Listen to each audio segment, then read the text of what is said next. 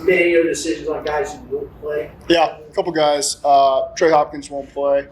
Joe Burrow won't play. Larry Ogunjobi won't play. Those are the guys that are really healthy and have been practicing on a regular basis. Then there's some other injured guys that are just day-to-day that we'll see how they feel come time to play. A couple DBs probably be out. Fred Johnson be out. Could potential weather impact that at all? I came into this league coaching the Dolphins, and my motto is if it doesn't rain during a preseason game, did the preseason game really even happen? So that's all I've ever known. But obviously it's something we're monitoring, the league's monitoring. But as of now, it seems like we're on schedule to keep going. Is a player like Jamar Chase kind of one of the most important types of guys you can try to use the preseason for to develop? Jamar's not the first guy that comes to mind. A lot of guys in the trenches where the game's really different than in college. Those young guys. Jamar, oftentimes, it's a one-on-one battle out there on the perimeter. He gets a lot of good work against our guys in practice. Part of it for the rookies, like the skill guys, it's processing information. Now the coach isn't on the field. There's no script. We're in the middle of the game now, and now you got to be able to line up where you're supposed to line up and do it. And I trust Jamar will be able to do that. He's done a good job recently. But it's good for all those rookies to have to process the information and manage themselves through these games. Coach, how are you going to handle the kickers? How are you going to handle it? Who's going to start? I won't get it. They'll both play.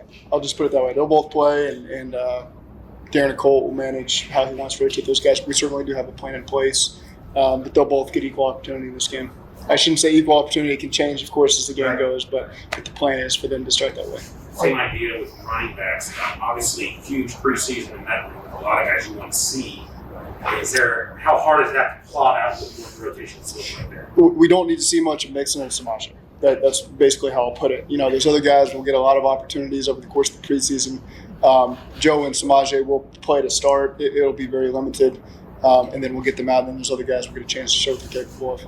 Evans in particular, we've seen him make some great catches and moves out there. Is it about, for him, pass pro and actually showing some action, taking the ball? Is that kind of the biggest thing you want to see? Because you kind of now have seen the reception stuff. All of them. Travion didn't get a preseason last year. He got limited reps during the season. He got hurt in the first preseason, really against Kansas City, right out the gate. And then, Patrick didn't get any chance last preseason show. So really for all those guys, pass protection. Because we see it against our defense. They don't get a ton of opportunities, not necessarily all the time, but now you get a defense that is going to throw some different stuff at you, and you get a chance to see how they handle that. Really, so all three of those guys fit in the same category for me. With Quentin Spanins, with the way he's been playing, is he creating some separation at left guard? He's a veteran who does it the right way. He's got a lot of power in there at the guard spot. So, of course, there's a couple days there where we held him out for injury, but he started to work himself back in, and so he'll get the start there at left guard, but he's been doing some really good things for us. Do you still view right guard as totally wide open at this point now? Yeah, I do. I think there's a lot of guys that are capable of doing it. X brings a lot of things to the table. Mike Jordan, Jackson Carman. Deontay Smith has been working more at left guard, and he's been showing some good things over there. So, again, and some of those young guys are getting better as well. So, I'd say, really both those guard spots, nothing's set in stone yet. There's still, these preseason games are going to really matter for a lot of guys. On Sunday, it sounded like you were leaving the door open for Burrow to potentially play in the preseason. I know you guys have said you won't. Yeah. Has that plan kind of changed? Is there now an opportunity where he may play week 2 or week 3? Yeah, I'm not ruling anything out for the further games. All I'm ready to speak on is week 1. Those are the decisions we made, and it'll be a quick turnaround next week for Washington. So we'll make those decisions relatively early in the week. And then Miami, we got a lot more time before we play that third game. But right now, those are the only decisions I made for this first game. How much do you? Sorry, go ahead. Well, that sounds to be like a little bit of a shift change from what we had said, what we heard from you, Mike, I think, at the media luncheon early on. What's kind of led to maybe a window for Joe to say, is there a comfort you've seen out here? Or? I think it's just how I'm phrasing it. I don't know if there's been a shift change. Coach, how long do you envision that first offensive line playing, and you envision Brandon Allen playing like the full first half? Or how do you see that? That's about right. You'd like to put together a good drive with your ones. And if you could do that, then get some other guys some work. Brandon will play a little bit longer than maybe some of the guys that come out first, just to get him some more game action. And then again, defense, they're not going to be on the field very long. It's a handful of snaps, or 2 handfuls of snaps, maybe I should say. And then you get a chance to watch a lot of the other. We got a lot of veteran guys on both sides of the ball that don't need to show us what they're capable of in preseason. A lot of position battles that we really want to get to very quickly in these preseason games. I think the same thing on the offensive line, right? I don't know the division on it. You do have a lot of competition for the first week. Yeah, you do. You got a lot of internal competition and then not a lot of bodies on the outside. So some guys are going to get some really good work. Isaiah Prince and Gunnar Vogel, and those guys are going to get their fair share of reps. And hopefully Fred's back sooner rather than later and can start to work himself back in, and because he needs the work also. You think he could play Saturday? Fred? Yeah. No. How much has Could he? Possibly. We're not going to play him. How much has your vision of the entirety of the preseason, 1, 2, and 3, changed without that fourth game? You still view the third one as sort of like the old 4, or is that the old 3? Or it's kind of like, no, it's really 1 and 2 is always the difficulty. What are we doing 1 and 2? How much the starters playing? So it's really, to me, a little bit more, not completely, but 1 and 2 combined together.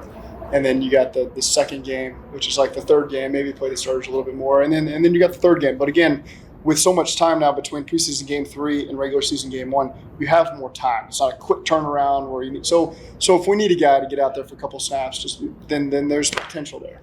So those are kind of the things you got to weigh. And again, we're gonna have a lot of time to figure that out before we play Miami here in game 3.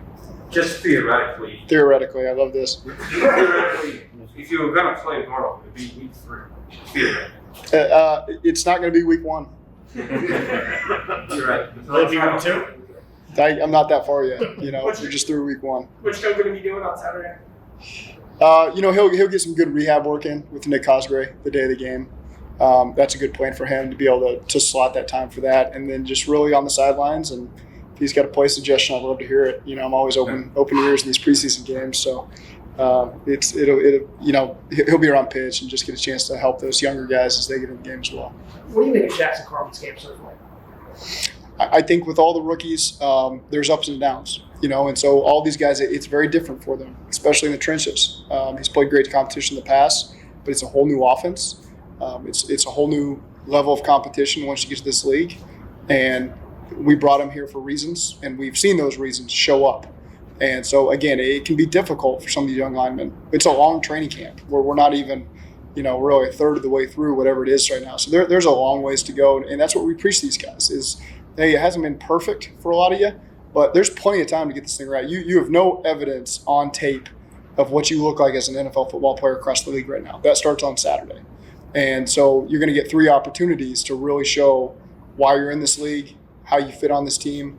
That's not Jackson, that's everybody. And so I think that's encouraging because last year it was wham bam, we're playing the first game. We didn't have a lot of time for the rookies to do this stuff. Now you get a chance to really, that's what training camp's great. That's why these 3 games are critical for guys like Jackson to really get these opportunities to show that they're moving in the right direction. Duke had talked with Lapham yesterday or maybe the day before and said that Jackson's kind of needing to work himself in peak physical condition as part of the situation with him. Is it possible? Is there enough time between now and where he's at to week 1 for him to be able to do that? Sure, absolutely. There's certainly guys come in and you have them lose a couple pounds over the course of the summer. That's part of being a rookie is figuring it. T's talked about that a lot over last year. How do you come in? And he's not the only one. Coach Bose and those guys have a great plan in place. They're following that plan, making progress, not far from it, and from the ultimate goal. And so those guys have shown that they're willing to do the work. With that guard spot where you want to look at multiple people, do you prefer like having a guy go in 2 or 3 series in a row and then he's out and then the next guy, or would you rotate guys to kind of get more of a like comparison to see how it goes? Yeah, you'd prefer not to let them play, pull them out, put them back in. You'd like to see if they're going to play X amount of snaps, which is kind of what we a lot, in our own meetings, let them play continuously. Now, there's always things that come up in these preseason games, as we've all seen, where that changes. But for the most part, hey, you're going to play. This is the chunk you're going to play continuously, and then you're out. You think you're going to, would you flip your guards or you just keep Mike right? For the game, you prefer, again, the plan is to keep them in one spot, but X amount of preseason games under my belt, I know how things can change. I think when we were talking to Cam, Jesse was doing an interview here, and he's talking about his contract situation. And he said, quote, I guess I haven't done enough yet to be considered one of the top safeties in the league, end quote. I think he said he's not going to talk about the contract situation anymore. Has that situation been a source of friction for him? Have you noticed a sense of, has that affected him at all? He's been a total pro. He's having a great camp. Jesse embodies everything that we want the Bengals to be about. When we define a Bengal, Jessie Bates fits that description. Fortunately, I can stay out of that and just coach the football team. But again, Jesse, he's been practicing. He does a great job. He's got a tremendous attitude. Proud to coach Jesse. When you're plotting out how long players are going to play, is it more snaps instead of series, considering it could be a 3-and-out or a 10-play drive? Yeah, it both.